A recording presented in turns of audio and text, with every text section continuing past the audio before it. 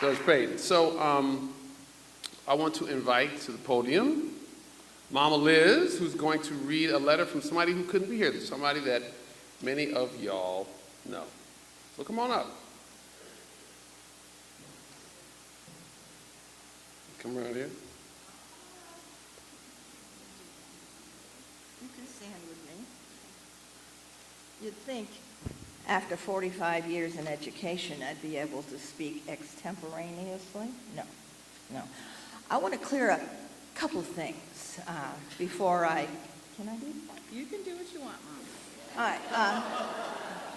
Is Bobby Oz not here, is he? Is Bobby here? I want to clear something up. Bobby was a great part of our life in the 1980s, and we did help him out a lot. But Bobby seemed to be under the misapprehension that we paid for his college year. We didn't. What happened was that Doug and I had a brother-in-law. Notice the word had, right, Jan?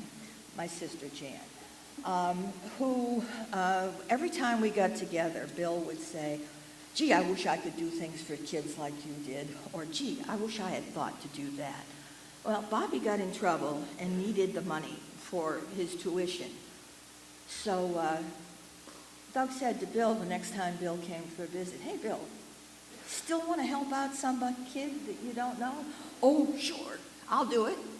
Next thing we know, Bill paid for that year for Bobby's tuition. He got it.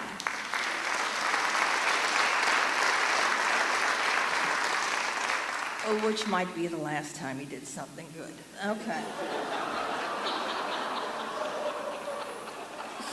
Sorry, Jim. The other thing I wanted to mention, I am going to read a letter here from a man named Murphy Moultrie. Now, Murphy was a principal out at Sherman. He was the first administrative position that Doug had. And I wanted to just preface that by saying, in the early 70s, both Doug and I were very happy being classroom teachers. We really didn't want anything else. I mean, for heaven's sakes, in 1972, Doug was elected, what was it, State Teacher of the Year for the state of Ohio, which that was a pretty good accolade for a science teacher from senior high. But he was also a football coach. He coached the reserve football team, and they practiced on Saturday mornings.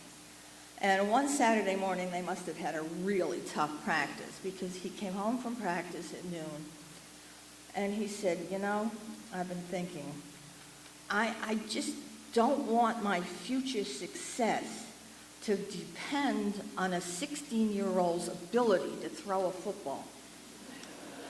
And Monday, he enrolled in graduate school. So that's how he started on his way to administration. All right, now, this is a letter from Murphy Moultrie. I'm not sure where Murphy is. Do you know? Remember? He couldn't be here. He's in Arizona.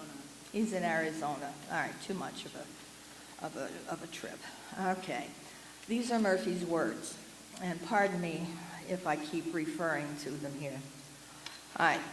To those who gather together to celebrate and honor Doug Castle, I want you and Doug to know that, quote, I am blessed because you are who you are, and I count you as a lifelong and loving friend, unquote. Since I was asked to put into words some things about our relationship, I shall speak freely as a retired person who has had the pleasure and opportunity of looking back and examining important moments in my life. Our lives connected August 1975 when the Mansfield City School Board of Education made two decisions relative to improving the quality of education for those students attending John Sherman Junior High School. Their first decision was a bold and risky political decision for 1975. They decided to employ me, Murphy Moultrie, a very big, very dark black man, as a principal. In some ways, this was not a tough decision. I was properly certified for the position. The more notable part of how they handled this situation was their decision to employ you, Doug Castle, a white man, as my assistant principal.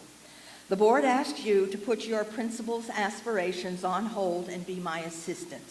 Because your number one goal was and always has been to provide quality service to the students of Mansfield City Schools, you accepted the position. Your overarching goal, and mine too, was to do whatever it takes to help improve the quality of education for Sherman's students. As with any responsibility you accept, you invested yourself totally and completely into the task of helping me be the best principal I could be. You began this process by transporting me to and from school. On the way to school each morning, you provided me with insight into the community, and we strategized about how to overcome obstacles to be faced. And on the way home, we discussed the outcomes of our actions and decisions. During the day, we communicated often about events as they happened. It was through this constant communication loop that I gained the confidence and knowledge to handle difficult situations. Sherman became a better educational environment for student and staff. We were quite the salt and pepper team. You had a black secretary, I had a white secretary. In time, we realized that I was better with dealing with our white clientele while you were better dealing with the black population. We often laughed at the absurdity of this occurrence. I think we were a team like never has been seen in Mansfield. One of the most remarkable things I remember about you was your extraordinary memory.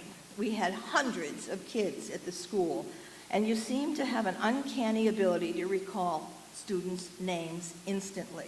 I always marveled at this and how it helped you to be a school leader.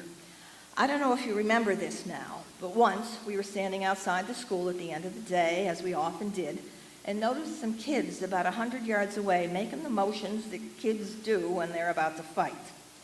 We started to walk over, first slowly, then picking up speed. I said, I hope we get there in time to break it up. And you said, we don't need to. You stopped and yelled, Tom, John, stop it right now.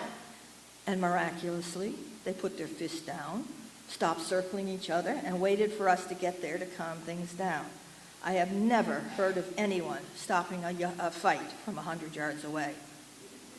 But our relationship was not just about my being principal and you being the assistant, but about us being friends.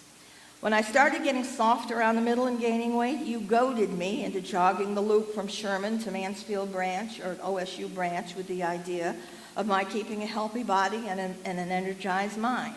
While I cursed you, both going out and coming back, you succeeded in keeping me active and alert. I still exercise 4 or 5 times a week. Even beyond the school, you always had a special talent for stepping in when people needed you. When my wife was ill, my marriage falling apart, and when I was unable to give Sherman what it needed, you stepped up and kept things afloat. These were the times that I treasured your friendship the most. You were and are, and always will be considered my best friend. When I was first notified about this event, I sent a reference to footprints in the sand. I wanted Doug to know that in looking back on my life, I see clearly places and times when we walked together and some places and times when you carried me. You've been a true friend, and I thank you for that. It is for this reason that I began these comments with the announcement that I am blessed because you are who you are, and I count you as a lifelong and loving friend. It is with this thought that I end these comments. Murphy.